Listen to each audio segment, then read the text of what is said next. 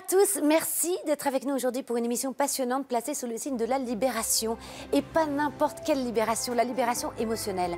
Vous allez découvrir une méthode utilisée dans le monde entier appelée Tipeee, qui permettrait de se libérer en quelques minutes de ses phobies, de ses peurs, de ses angoisses, autrement dit, de tous les blocages émotionnels qui nous gâchent la vie.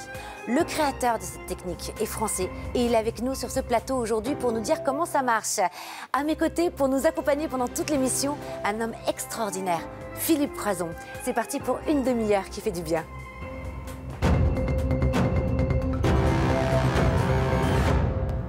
Philippe Croison, je suis très heureuse de vous recevoir. Vous êtes athlète quadri-amputé et surtout un homme extraordinaire au récit incroyable. Vous allez nous raconter comment vous avez transformé l'impossible en possible. Bienvenue. Merci de votre accueil. Luc Nicot, bonjour. Vous êtes à l'origine d'une méthode appelée Tipeee qui permettrait de libérer certaines émotions, surtout négatives, en quelques minutes. Alors c'est une thérapie qui est utilisée dans le monde entier aujourd'hui par les thérapeutes. Merci d'être avec nous, j'ai hâte de vous entendre. Avec plaisir. Et alors, que dit la science, justement, au sujet de toutes ces techniques de guérison émotionnelle?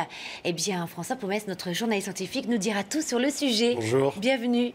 Alors, avant d'essayer de comprendre comment ça marche, ce genre de technique de guérison émotionnelle, je vous propose tout de suite d'écouter le récit d'un homme ordinaire, extraordinaire, c'est Philippe Croison.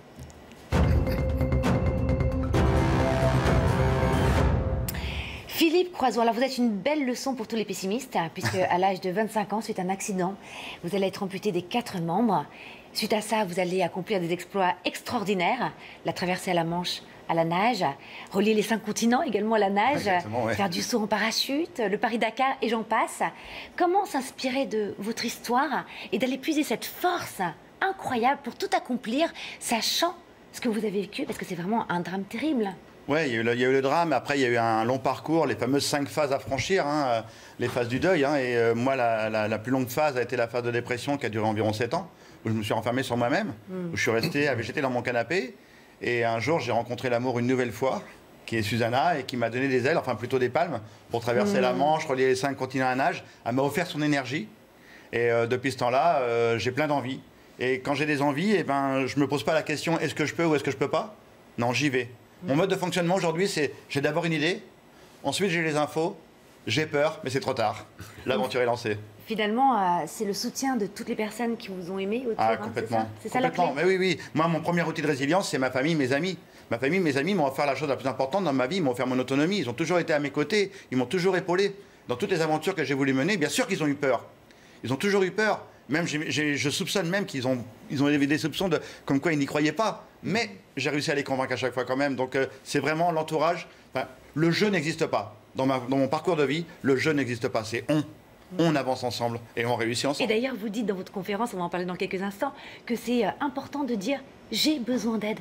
Oui, le coup de main n'est pas un déshonneur. C'est ça qui est important. C'est que le coup de main, c'est pas un déshonneur. Et pourtant, c'est simple, mais pas si facile à faire finalement. Ouais, mais il faut comprendre que c'est un moment de partage.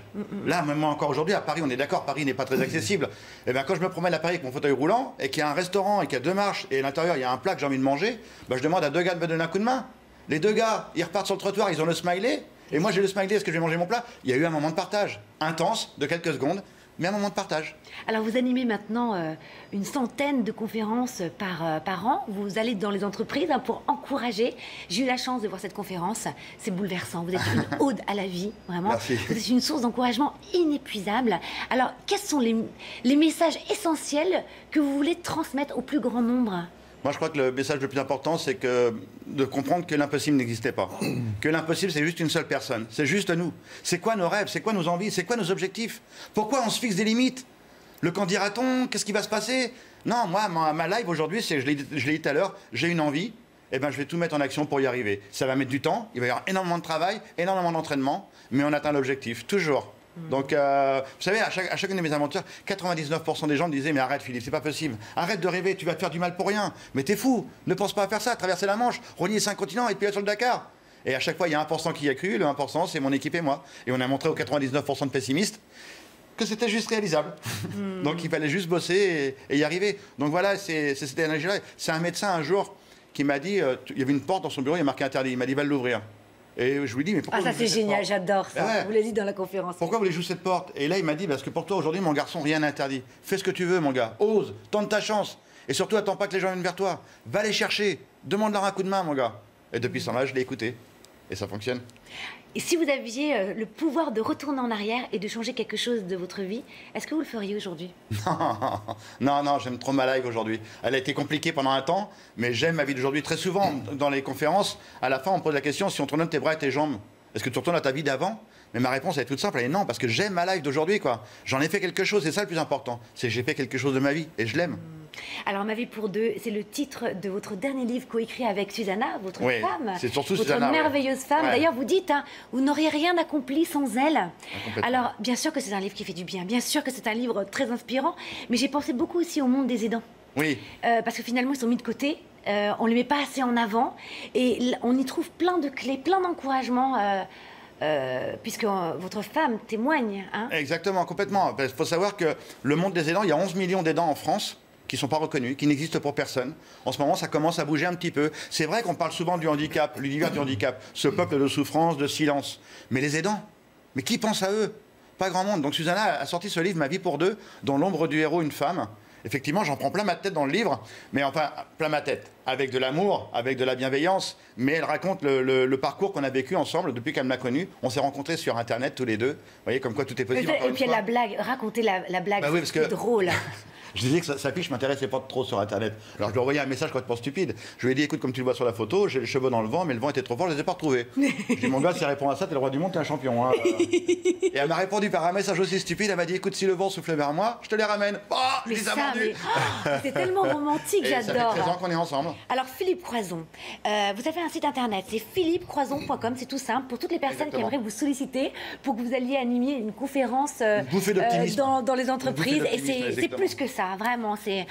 Voilà, vous êtes sans limite, c'est extraordinaire. Vous restez avec nous. Oui. Le sujet va sûrement vous plaire puisque nous allons parler tout de suite de toutes ces techniques de guérison émotionnelle, notamment le Tipeee qui pourrait nous libérer de toutes ces peurs profondes en quelques instants.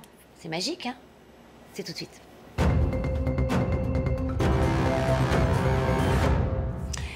Alors, Luc Nicon, vous allez nous raconter comment vous avez découvert une méthode en transcendant votre handicap et qui pourrait libérer justement toutes ces émotions indésirables au quotidien. Avant de vous écouter, François, que dit la science aujourd'hui sur toutes ces techniques de guérison? Alors d'abord les Émotionnel. émotions. Oui, les émotions, c'est vraiment fascinant. C'est l'un des domaines les plus vastes de la science. Hein. Ça va des neurosciences jusqu'à la psychologie. Alors peut-être un des premiers qui a étudié les émotions, la science des émotions, c'est Darwin, le naturaliste Charles Darwin. En 1872, il publie un traité sur les émotions dans lequel il explique comment les émotions ont émergé petit à petit au cours de l'évolution. Et il part d'un concept absolument fabuleux qui est l'innéité des émotions chez l'humain. Autrement dit, comment l'homme naît avec des émotions transmises par ses parents. Alors après, il y en a d'autres qui s'ajoutent, mais ces émotions, ce pack d'émotions est en nous dès notre naissance. Alors, ce qui se passe, c'est que parfois, eh bien, il y a des biais. Les émotions prennent des chemins de traverse et on a certaines émotions. Alors, on parle de biais émotionnels au niveau psychiatrique, mais on peut dire des ratés émotionnels, c'est-à-dire que on a des émotions qui deviennent handicapantes. Alors, ça peut être la dépression, l'anxiété, la phobie, les jalousies. On les connaît toutes et on peut les traiter par des techniques de thérapie émotionnelle. Alors, vous allez être content parce que la science dit que ces techniques de thérapie émotionnelle sont toutes, pour la plupart, très efficaces. Mais non. Mais si, c'est très intuitif personnel. C'est la première fois que je vous entends dire ça. Oui, c'est vrai, je suis très enthousiaste avec les techniques de thérapie émotionnelle et notamment aussi les techniques cognitivo-comportementales, une des premières. Date de 1924, c'est une femme qui l'a déterminée lors d'une étude, elle s'appelle Mary Cover-Jones. Elle a été face à un cas certainement le plus compliqué de sa carrière qui lui a permis d'écrire une étude. Et est-ce qu'elle est parvenue justement à guérir un de ses patients grâce à ces techniques de guérison émotionnelle? Ben oui, c'est ce cas très intéressant du jeune Peter qui a 3 ans. Peter a développé une phobie, mais une phobie extrêmement forte des lapin. Impossible d'approcher un lapin. Alors plutôt que d'essayer de déterminer ce que représente le sens du lapin, technique freudienne, eh bien cette chercheur se dit, je vais développer 2 axes. Le premier, c'est que je vais attendre qu'il se nourrisse, qu'il soit heureux, et je vais lui présenter des lapins en cage. Et ensuite, pendant qu'il joue et qu'il est content, je vais aussi lui présenter des lapins en cage. Et je vais par ailleurs lui montrer des petits copains à lui qui jouent avec des lapins, qui les embrassent. Et en quelques semaines, le jeune Peter se met à développer une affection pour les lapins au point de pouvoir les prendre dans ses bras.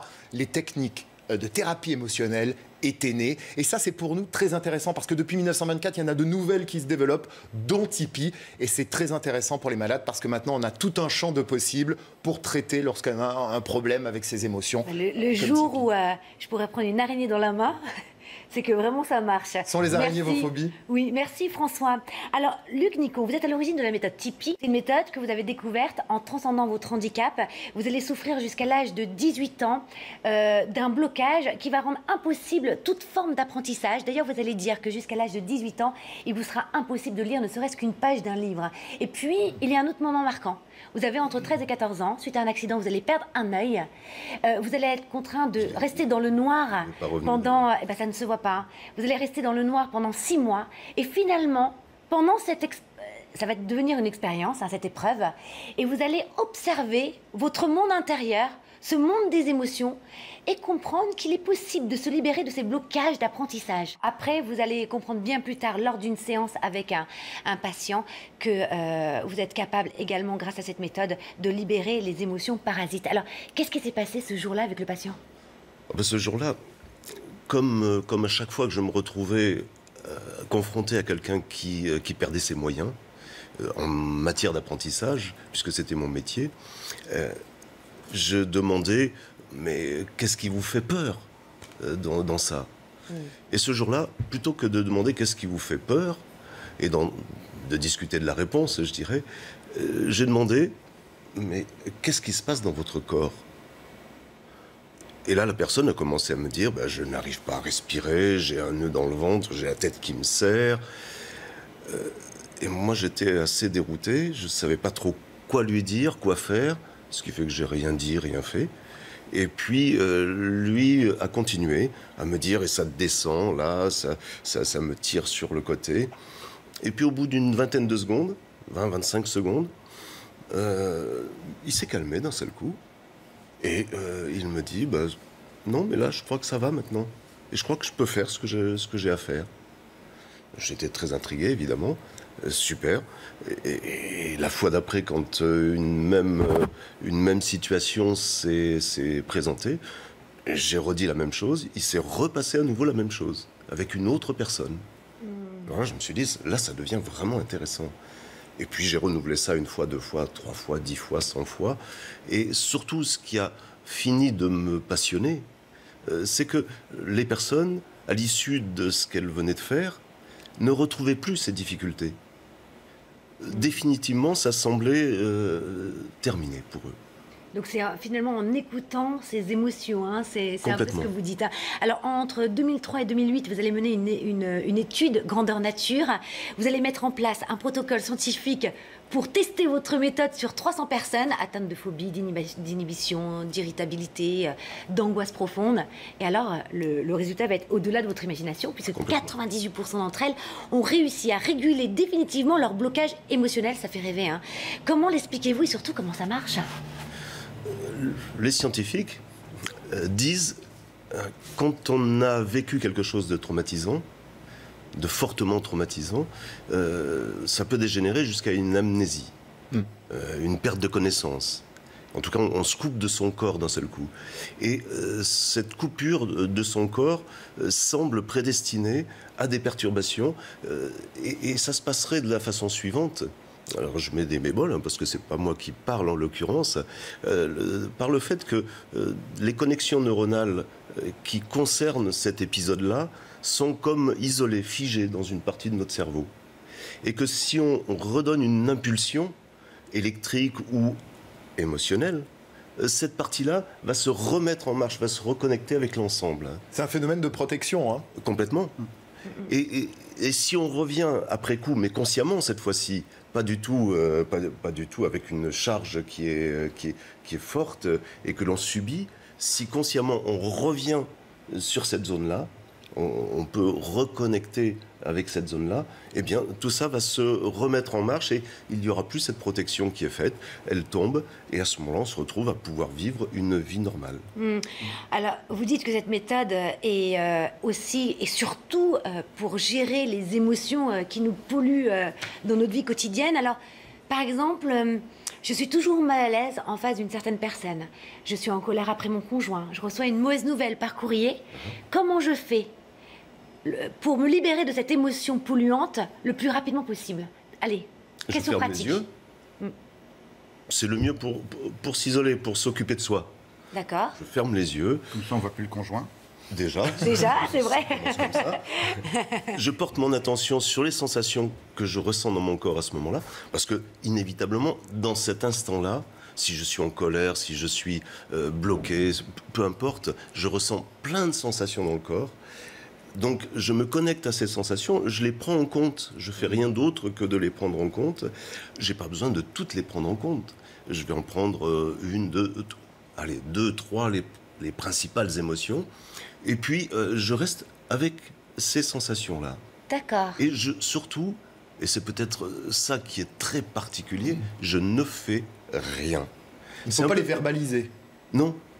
D'accord. Donc, si par exemple j'ai peur, j'ai une angoisse. Si je le fais sur moi-même, j'ai pas besoin de les verbaliser. Je reste juste avec ça. D'accord. Et tout se passe comme si finalement j'assistais à un film dont je ne connais pas du tout le déroulement. Je regarde ça, sauf que c'est pas des images, c'est des sensations. Et j'attends de voir ce qu'elles vont devenir. Elles vont évoluer, se transformer. Et puis, très vite, puisque c'est la moyenne, c'est vraiment entre 20 et 30 secondes, mais ça peut être 2 secondes pour les enfants qui vont très très vite. Et ça peut... Donc vous êtes en train de me dire que si par exemple je vois une araignée qui est en face de moi, et que j'observe mes émotions, que je les écoute, donc ma peur, je pourrais être capable ensuite de me prendre une araignée dans les mains. Apportons une araignée en plateau. Test sur le plateau. C'est ce que vous êtes en train de dire. Absolument. Mais écoutez, je vais essayer. Parce que... Mais bien sûr. Ça pourrait être sympa d'essayer. Alors, j'aimerais quand même qu'on termine sur une découverte que vous avez faite pendant votre étude scientifique.